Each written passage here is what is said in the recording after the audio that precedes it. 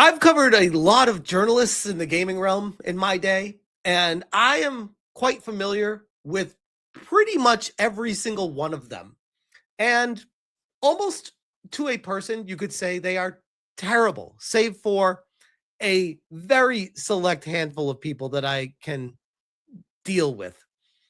But dare I say that Morgan Park from PC Gamer may just be the all-time worst gaming journalist that has ever picked up a pen to write anything. And some of these takes we're going to go through. I've been meaning to make this video for so long. I'm like, we're doing it. We have to cover this guy because his takes are so bad.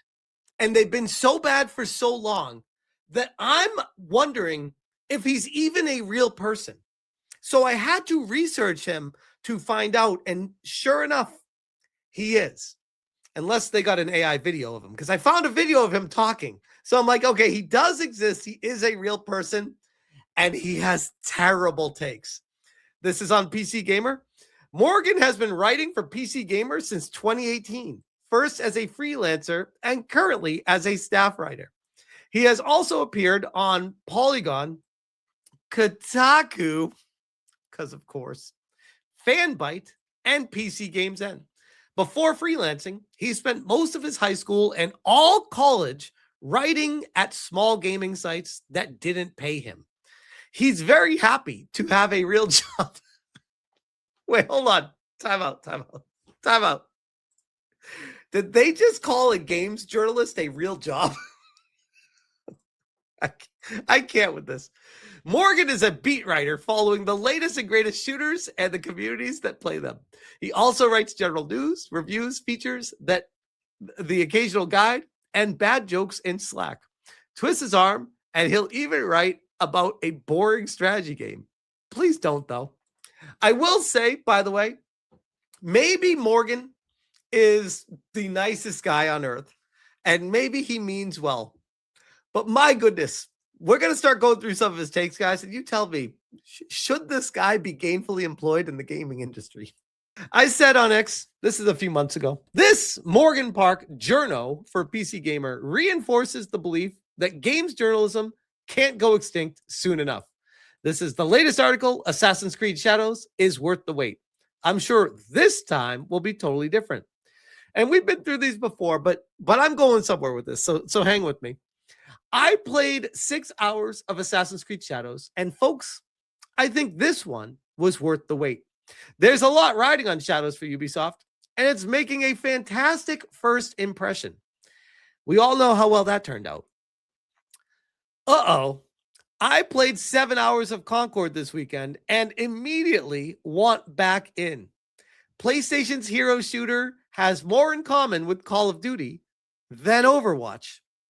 After 5 hours of exploring the galaxy and ghosting past stormtroopers, Star Wars Outlaws is finally winning me over.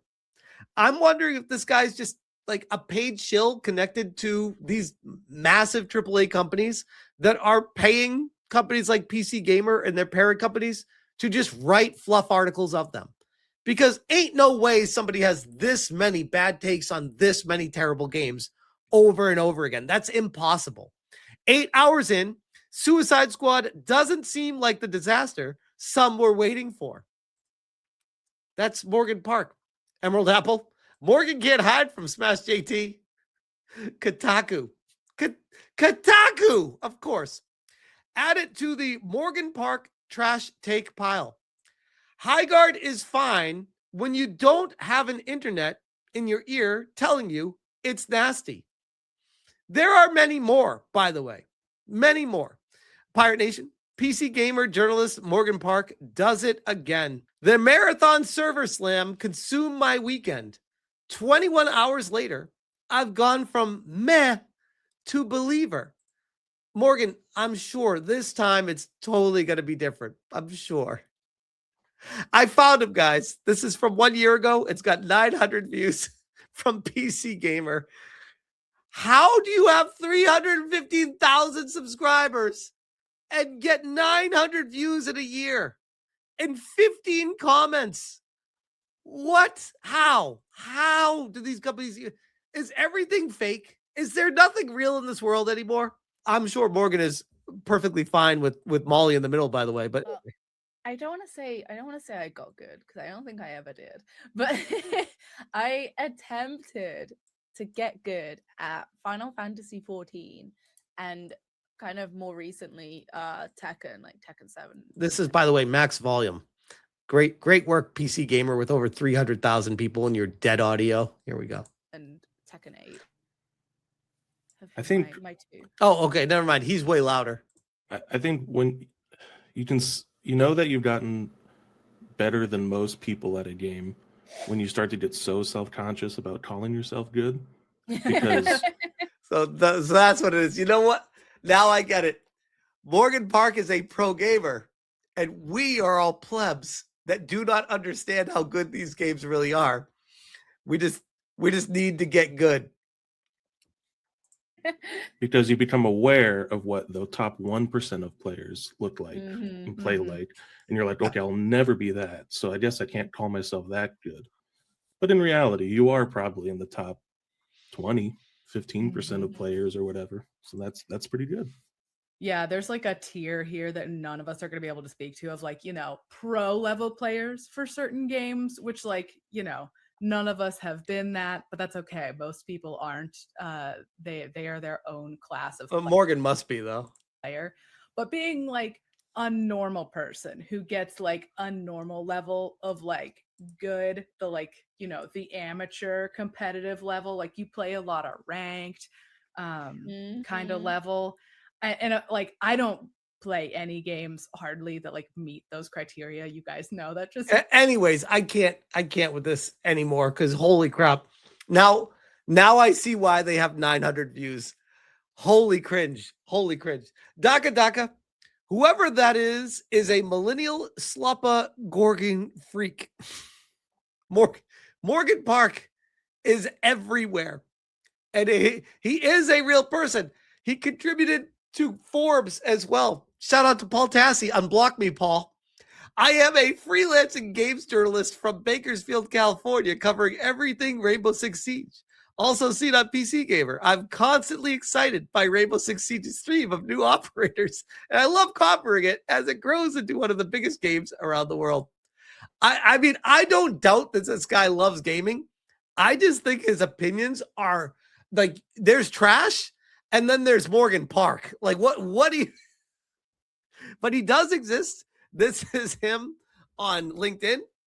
I had to research this guy. I'm like, there's no way this is a real person. This is impossible. No one has these takes. Tebow, Morgan Park with another dog shit take in defense of Highguard, aka Concord 2. Rip Highguard. In a better world, an FPS is allowed to be unpopular. I think I know why he has a job now. His takes are so trash that you can't help but click and share, because how does this exist? How does someone say these things? Highguard was not a dead game. It's being murdered. Oh, God. Grubs even jumps in on it. I am convinced Morgan Park is an AI. If I didn't research it further, I would have been on board with that. I would have been like, this guy 100% is AI. Pirate Nation. Everyone piling in on this guy. This is PlayStation with Firewalk Studios, Concord, Rocksteady with Suicide Squad, Ubisoft, Star Wars Galaxy, Star Wars Outlaws, Wildlight with Highguard, knocking on Bungie's door, Marathon Server Slick. Is Morgan Park the Grim Reaper of gaming?